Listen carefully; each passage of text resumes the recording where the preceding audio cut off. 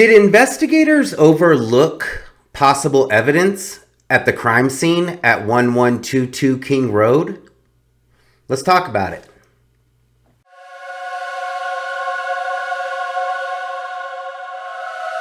Hey everyone, it's Lucky from Unfiltered Lucky, and today I wanted to make a little bit of an impromptu video because I'm editing for some videos that I have coming up.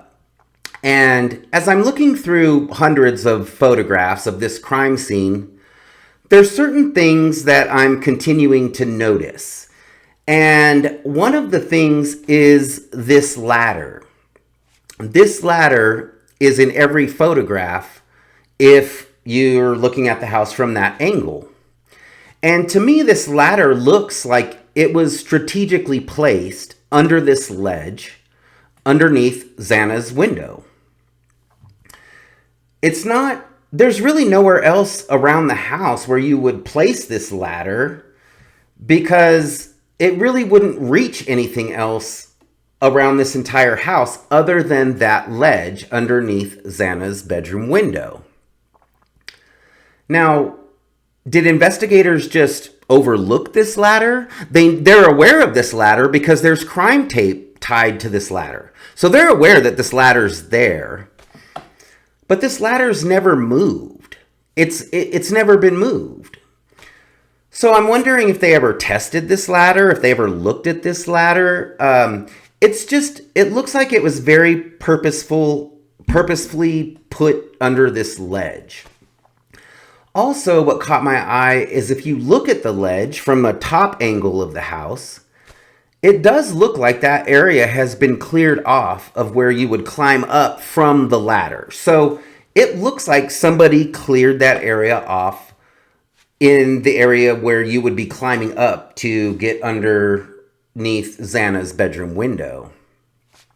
It's just something I see in all the photos, and it's something I have questions about because it makes me wonder if investigators overlooked this ladder. Another thing that I wonder that if they may have overlooked is this window screen. Now, I first saw this window screen laying on the concrete on the patio in a photograph of the house after it had been boarded up.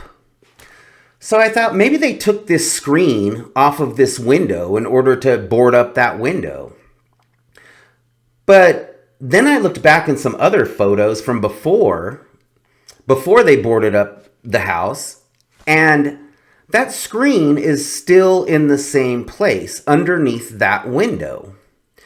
It looks like it definitely came from that window. It's the same size, but it's still laying on the concrete on the back patio at the crime scene. It doesn't look like it's ever been touched. I don't know if law enforcement even acknowledged this window screen or even took a look at it, photographed it, tested it.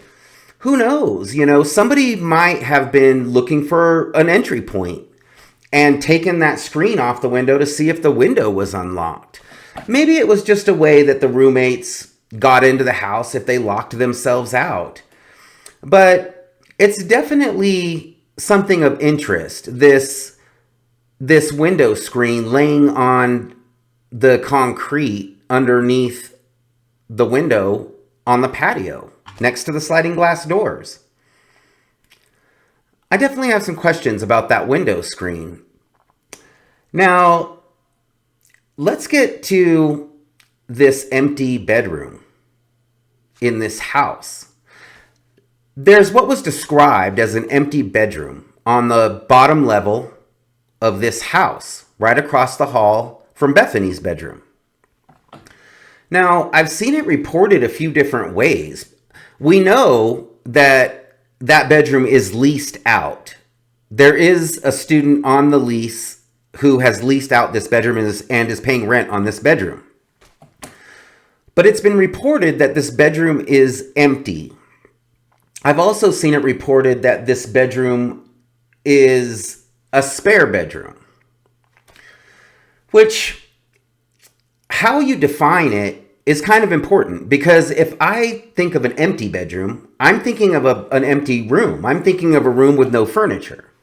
If I'm thinking of a spare bedroom, I'm thinking maybe there's a bed in there with a dresser. Maybe there's furniture in this bedroom. So it's unclear whether this bedroom was empty, or whether this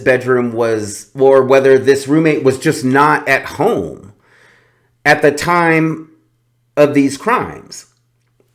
Now, we know that people do go into this bedroom. We do know that this bedroom is used, because when I heard the report about this empty bedroom in this house, I automatically looked on the floor plan to see where this bedroom is located, because I knew that I had seen a light on in that bedroom. I knew I had seen it in a picture. I had seen it in a video. I didn't know where I saw it from, but I remembered I had seen a light on in that bedroom. And there was a light on in that bedroom. There's a few pictures where the lights are on in this bedroom. And that's what leads me to believe that this room was being used in some capacity. Was it just a room where people were partying in? Was it a hookup room where people would go to hook up and get away from the party? Or was it being used for something else? I feel like this room has a significance in this investigation, and I'm going to keep researching this room and keep going back to this room until I figure out how exactly this room ties in to these crimes. Now, 2 days after the investigation began, a retired law enforcement officer who was actually covering this story found this black glove. He found it within the limits of the crime tape. So it was within the perimeter. Now, this is 2 days later. So he finds this glove, and he did alert the officer that was security at the house at the time. And the officer did come out and take that glove into evidence. But why didn't they find that 2 days earlier? Why weren't investigators looking at some of the obvious possible evidence? I don't know. These are questions that I'm looking into, but they just seem so obvious. These objects seem so obvious. This room in this house, I just get this feeling about it. We're going to find out